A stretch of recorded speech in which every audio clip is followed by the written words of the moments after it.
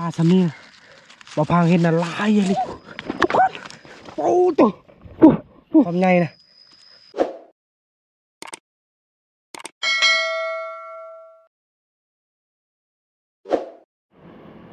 สบายดีพ่อแม่พี่น้องมื้อนี้นะบ่พังกับได้เข้าป่านำกันอยู่4คนนะแต่มื้อนี้นะบ่พังเอาแฟนบ่พังเข้าป่านำครั้งแรกในชีวิตนะตามบ่พังเบิ่งนะเพิ่นก็คือสิยานนำแหละมื้อนี้เมียไอ้เฮียงก็มานำแล้วก็ไอ้เฮียงบ่พังมื้อนี้เข้าป่า4คนบ่ฮู้จะได้ยังแต่บ่พังฟันนี่นะฟันคักเลย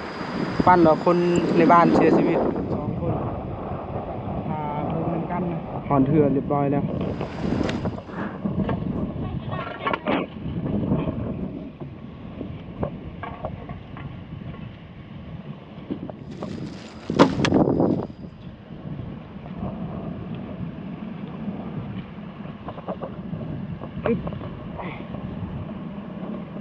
ได้ปะ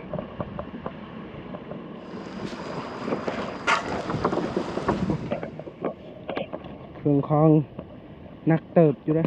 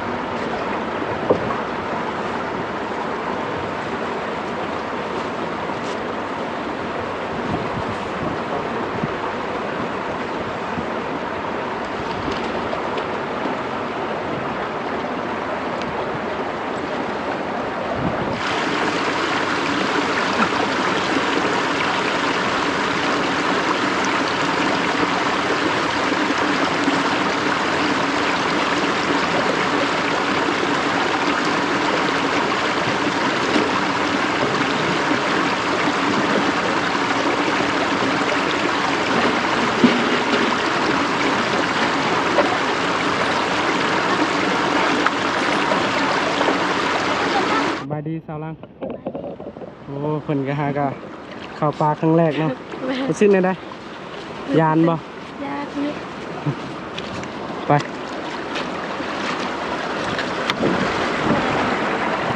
ใช่เลยไปอึบอ๋อ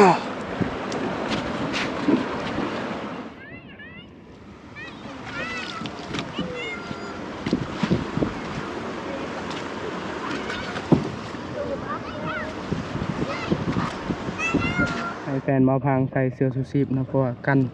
แต่เสื้อชูชีพนี้ขาดแล้วเพราะว่าดนแล้วเบิ่งจนใส่บ่ได้แล้วนี่เบิ่งนะขาดหมดเลย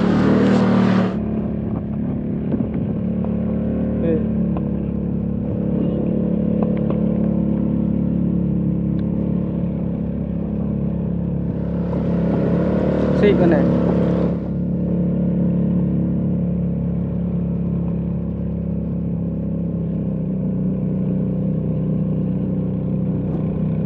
เมืองนี้อีกนะ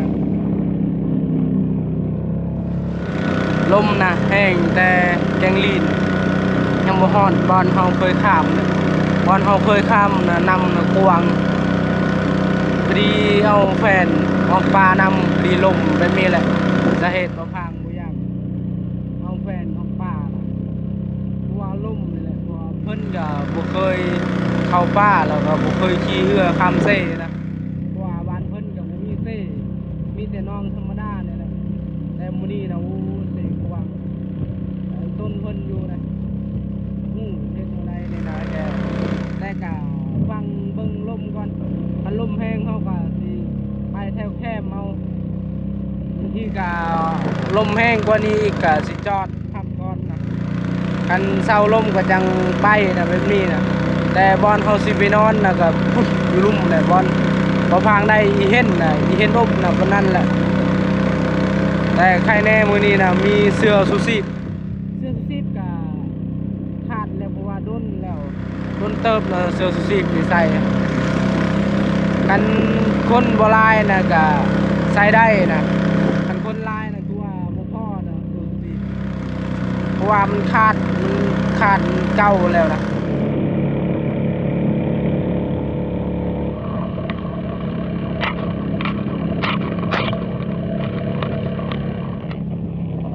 เริ่มแล้วลมเนี่ยนะออกนอกนะเริ่มแห้งแล้ว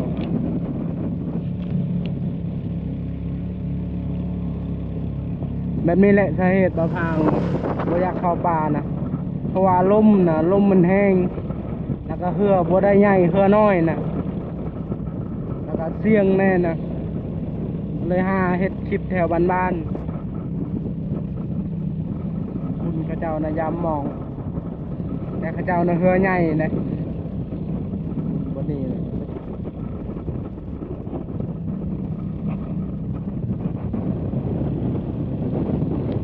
ผู้ตัวนี้แหละบ่พังไปรัดมื้อนั้นนะครับไม่เฮียงบ่พังยิงบ่แตกในผู้ตัวนี้แหละ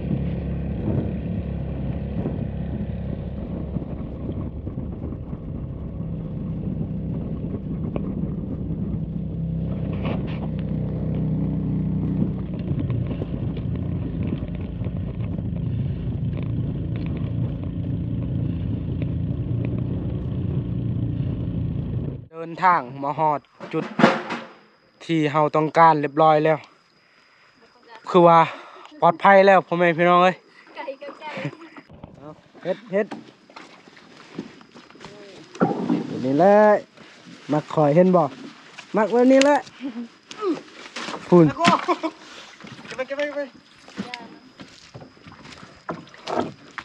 โอ้ง่ายเลยเนาะโอ้แบบนี้ได้บ้านไปคุณเครื่องคุณกองง่ายเลยที่มาแล้วให้มันเก็บมาเอามาเลือกตัวเมนตังสบู่ทางหลังบนเห็นของกันไปเลยของเราจะมาตียืนหมายไว้นี่แหละสบายไม่ต้องเฮ็ดเฮ็ดเองนี่เป็นเจ้าคือเฮ้ยเหือนี่คอยจะต้มเหือวันนี้แหละเครื่องมันคือเบาใช่ไหมไปลองเลยในเรือลองเลยเอาลงก่อนนี่แหละลงเอาคอยจะต้มเหือวันนี้เลยนี่เชียงทองวันนี้แหละผักงาคาคิงมีเบิดคุณมีมุ้งแล้วก็มีมองพร้อมยานปลาขึ้นห้วยแล้วก็ช้อนเอาเลยนะโอ้นี่แหละนักเครื่องเสาลังกาไว้บนนี้เครื่องมาพังกับบนนี้นะโอ้สามพังก็ถือเครื่องลายพุ่น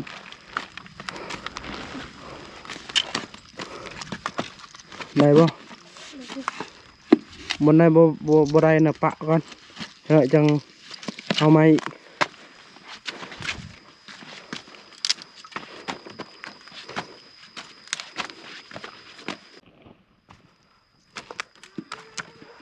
กระเป๋าก็นักพอแห้งแถมถือนำอีก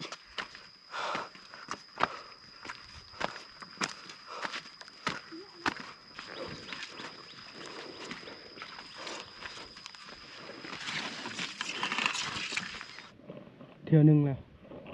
โอ้บนมาแข่งใหญ่ได้นี่ตอนแรกนะได้กินลาบคมลำอีกโอ้ปุ่นยังดกอยู่เลยมาแข่งใหญ่มาแข่งแม่นติมาจักแล้วมาแข่งนี่มาแข่งบ่จังหวะเลยมึงดำ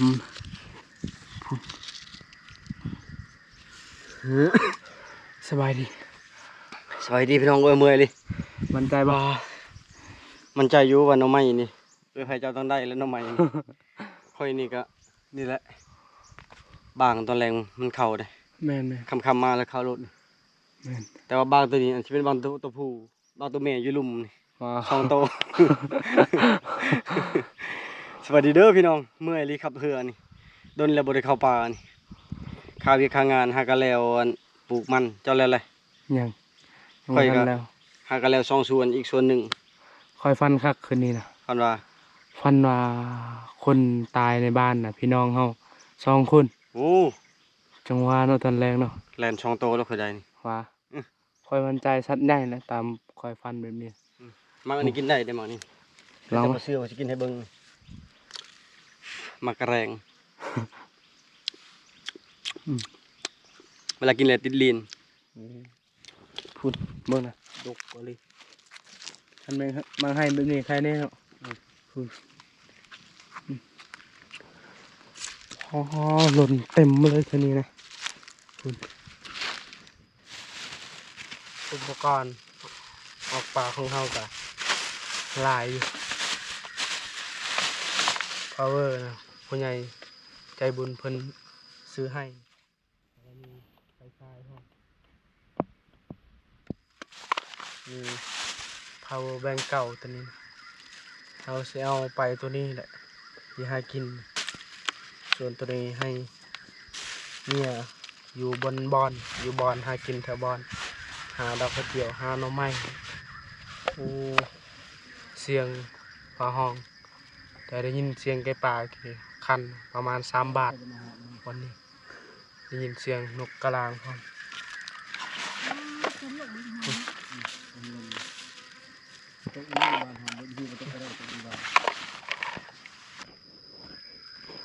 ไปเบิ่งนกห้องนะโมโหนกกระรางเห็นสัตว์หยัง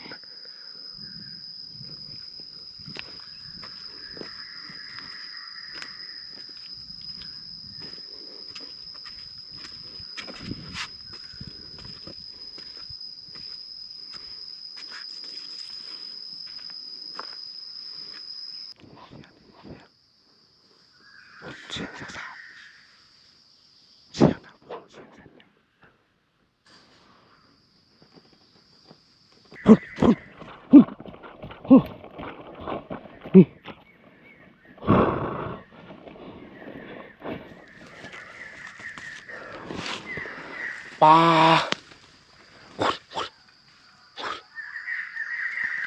จำพ่อนะมาพาได้ยินเสียงนะแซ่แซกรถไก่ป้านะไก่ป้าประมาณ3 ปลายโตพุ่นไก่ทำไมโอ้โตโอ้ได้ทุลูกได้ทุลูกปูไก่ป้าเลยแซ่แซกรถพอดีตัวนึงนะมาพังเห็นบนนี้นะมาพังยิงได้โอ้ไก่ปลาลายเลยไก่ปลาซ้ำนี่นะบ่พังเห็นน่ะลายเลยนี่เรียบร้อยกลับมาหอดปลาพอดีได้ไก่ตัวหนึ่งนะไปเอาก็สิกลับอีกตอนแรกนะคันสิน้ำก็ยังพออยู่เพราะว่าไก่ปลาน่ะลายเลยบ่พังได้ยินเสียงแซกบ่พังคิดว่ามันยังแต่ก็ยังน้อยนะซ้ำนี่แหละบ่พังเห็นนกกระรางนะบูยิง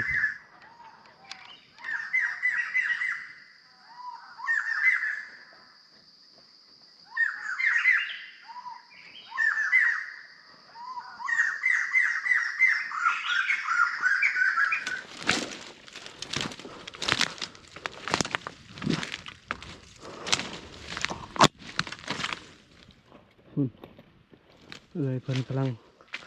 ตำหมกหุ่งพอดีเลยตำหมกหุ่งกับปีนไก่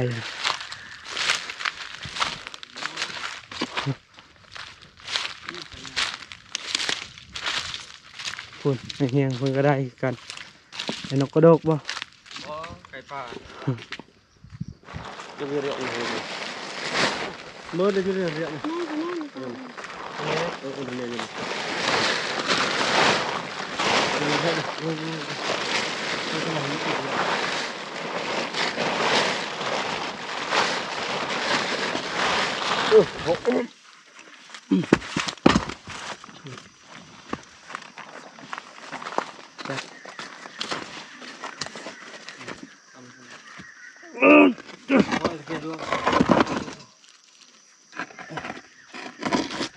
ุงผ้าบัดเรียบร้อยแล้วกันพ่น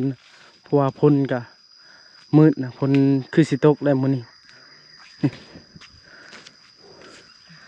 ไก่กับนกก็ยังบ่ทันกินเพราะว่ายังบ่ทันหากินก็สิกินข้าวก่อน ยังบ่ทันได้กินบ่ได้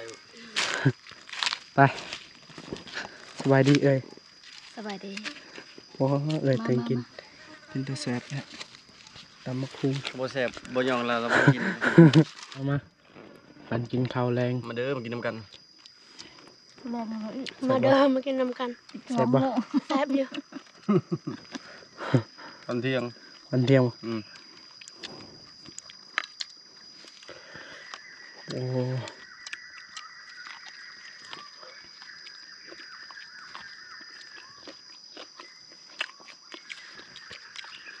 ปิ้งปลากินกับเป็นหนัก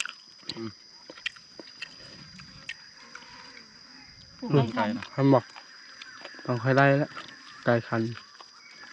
มันนี่รถ แปลนหมดไปใหม่หมดเลย สบายดักได้แต่ลูกมันพอมันยังไม่ทันได้ กับแม่มันตอนแรกจัดตัวผู้ เจ้า ก่อน หากกระบกยังนี่ ฮะ เจ้าหากกระบกนึง เห็นอะไรเลย มันมีมักกระบกนะมักกระบกลนนะซ้ำแนวก่อนผ่านมักอะไร บนนี้เห็นอยู่ดกเด้อ ตกบ่ แม่นบนนี้คือไก่มันบ่กินดอกบนนี้ติดกับบอนนอนเขา จังหวะแล้ว เห็นขี่จักขี่เห็นจักขี่อย่างเท่านั้นนะ อืม เรามาชอบกินมากไม้นะ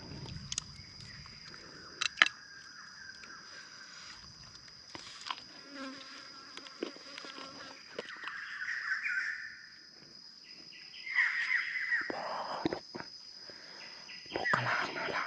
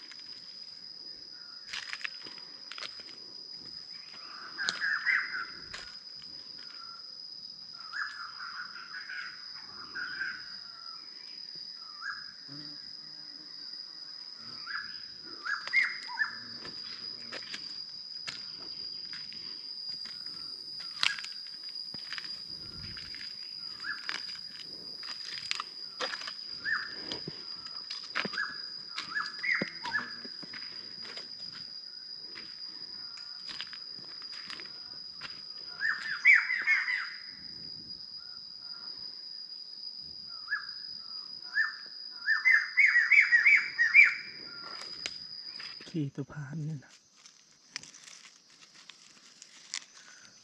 โดนแล้ว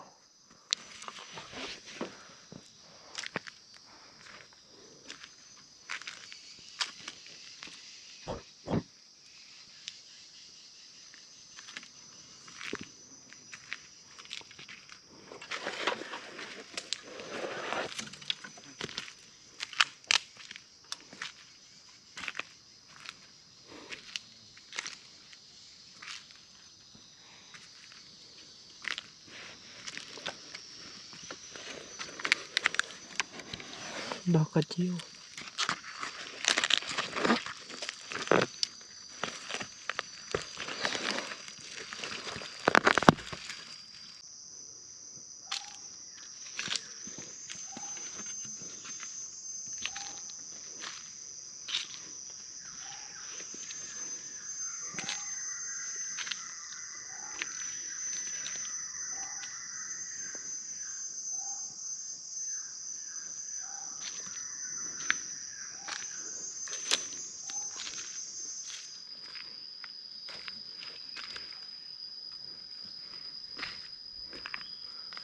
ไก่ป่ากัน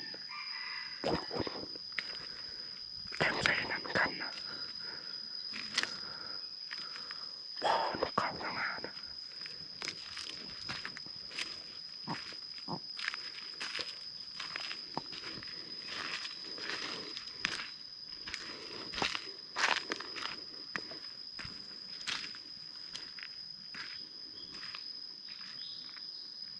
นกเขา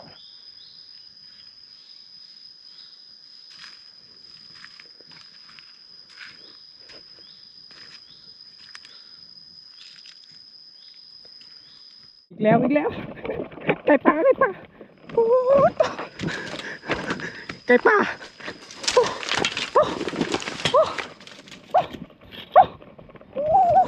ทุกคนโอ้ตัวโอ้ได้สองตัวผู้กับตัวแม่โอ้ได้ยินอยู่เสียงมันกันกินนะพอดีบ่พังคอยไปพอดีเห็นตัวผู้ก่อนพอดีเห็นตัวแม่อีกสองเทื่อยิงบ่เคยพลาดปืนนี่นะบ่พังว่าขอให้แตกนะแตกก็คือว่าได้นะพ่อแม่พี่น้องโอ้โตบ่พังบ่เชื่อเลยว่าถึกนะเพราะว่าบ่พังอยู่นะไกลเลยโอ้โตนี่โอ้เบิ่งนี่ความใหญ่นะพุ่นนี่บนนี่นะพุ่นเบิ่งนะนี่นะโอ้ทุกคนนี่เลือดสาวลังใบมานได้สองโตไก่ปลาตัวหนึ่งยังบ่ทันกินนะแต่อันนี้นะเขาได้เพิ่มแล้วเห็นอะไรกินพ่อแม่พี่น้อง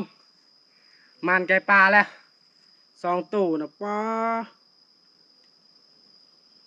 บ่คึดบ่ฟันเลยว่าสิถึกหัวนะพุ่นถึกหัวครับมันตัวที่สอง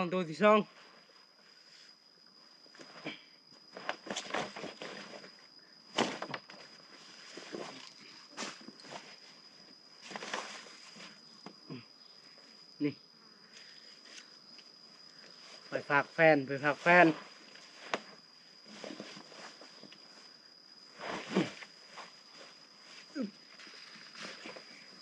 ถ้าติดตามอีกนำกันว่าบ่พังสิได้เพิ่มอีกหรือบอนะเรื่องนกน้อยนะบ่พังบ่อยังยิ่งเลยนะ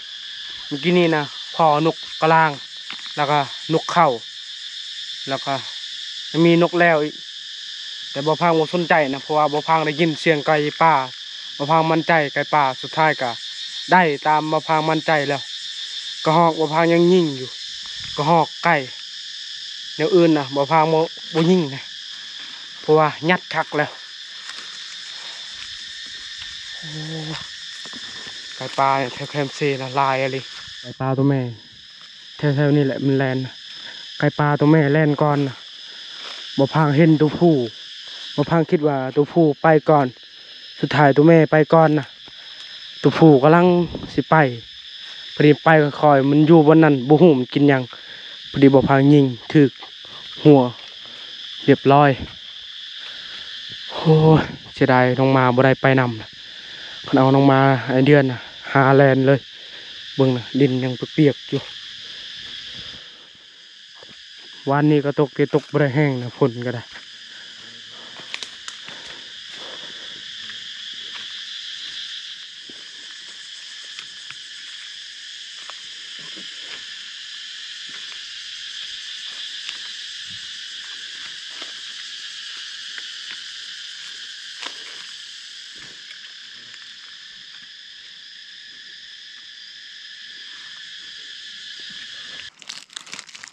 ก็บดอกกระเจียว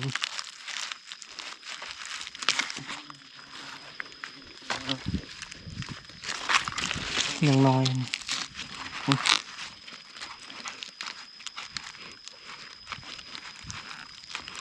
เอาไปได้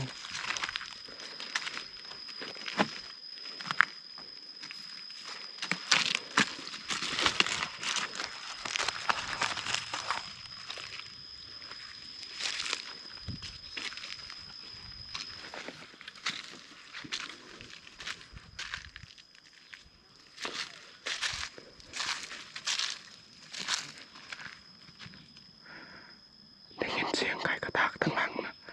พอพังไปวิทย์แล้วนะได้ยินกระตากนะกระตาก3 เดือวิทย์บอลมาพังในไก่กินอีกเดี๋ยวมาพังสินั่งอีกนะ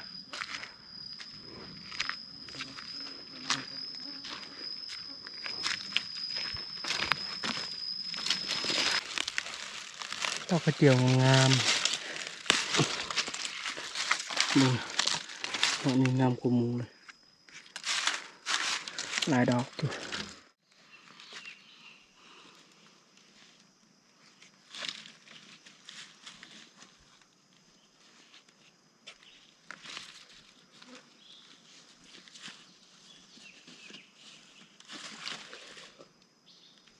1 2 3 4 5 6 7 8 9 10แล้วบ่พังใดดอกกระเจียวบ่พานนะบ่มักปานใดดอกกระเจียวแต่แฟนบ่พางเพิ่นว่าเพิ่นมักบ่ฮู้เพิ่นมักแท้หรือบ่แต่มื้อนี้นะบ่พางก็สิหาให้เพิ่นกินไอ้เฮียงเพิ่นก็มักอยู่เลยเสียงไก่ป่าจะหน่อยก่อนเก็บดอกกระเจียวก่อน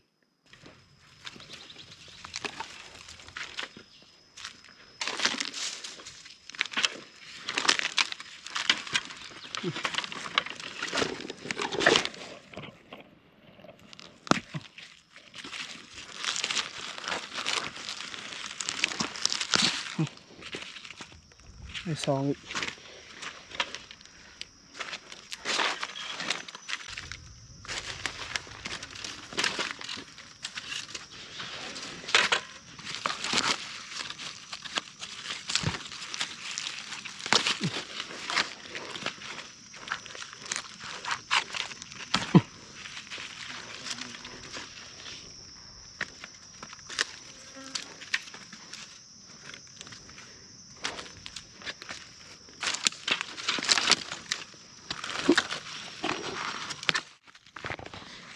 งาม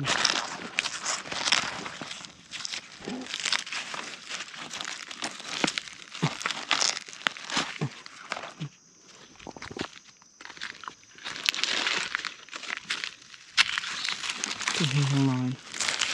น้องสอง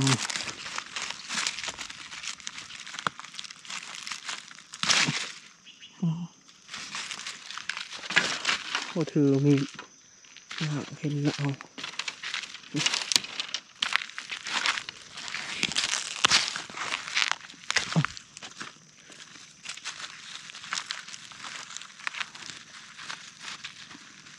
าเสียดายได้ตีหยอดมัน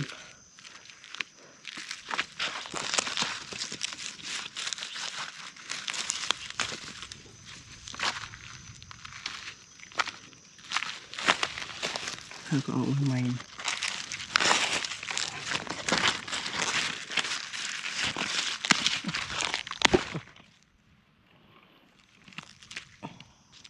ได้ที่ทำนี้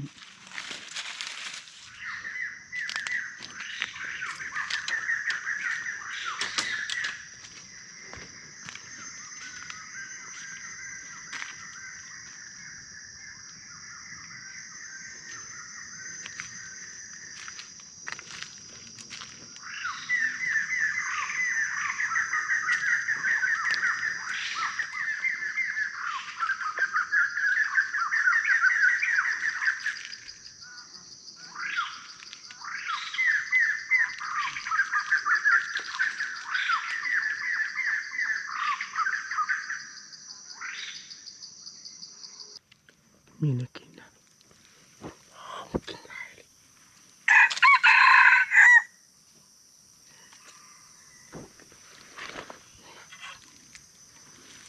ที่นี่นะมีวันนี้เลยไ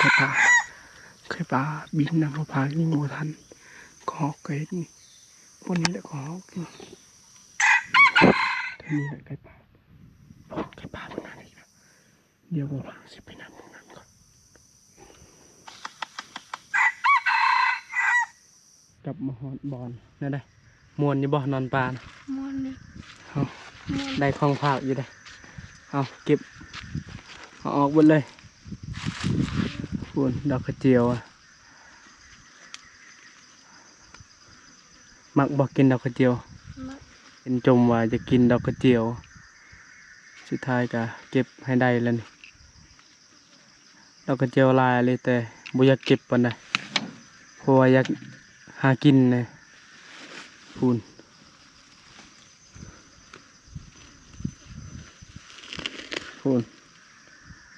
ได้ไก่อยู่เนาะเคยกินว่าไก่ป่า เคยอยู่อายได้ตอนนั้น ดอกกระเจียวนะผมมีบอนไซนะเบิ่งนี่ไก่ปลานี่กลับมาหอดบอนเพราะว่าย่านนะเมียกับไอ้ไผ่อยู่บนนี้มีแต่ผู้หญิงเพราะว่ายานฝนตกนี่แหละฝนตกยานลมก็เลยแบบกลับไว้นะพอดีพ่อเขาเจ้านะบูฮู้คนบ้านใดนะเขาก็ตั้งแคมป์คือกันใกล้ๆในรถใกล้ๆกับบ่อพางพอดีบ่อพางลัดไก่ปลาเมื่อกี้นี้นะต่อบ่เข้าพอดีบ่อพางลัดพอดีเห็นแคมป์เขาเจ้าก่อนพอดีกลับนะยินอยู่เสียงไก่ปลานะคันแถวแคมป์เขาเจ้าเสียงไก่ปลาประมาณ2 ตัวนี่แหละพอดีบ่อพางกลับยานเขาเจ้าก็มาหากินคือกันนะแต่เบิ่งมื้อนี้ฝนเนี่ยฝนคือสิตกลมบ่หยุดบ่เซาอยู่แต่เสียงฟ้าห้องนำสำหรับคลิปนี้ก็สิบ่มีหยังหลายก่อนอื่นก็ต้องขอบใจพ่อแม่พี่น้องที่ติดตามและให้กำลังใจคลิปหน้าพบกันใหม่บ๊ายบาย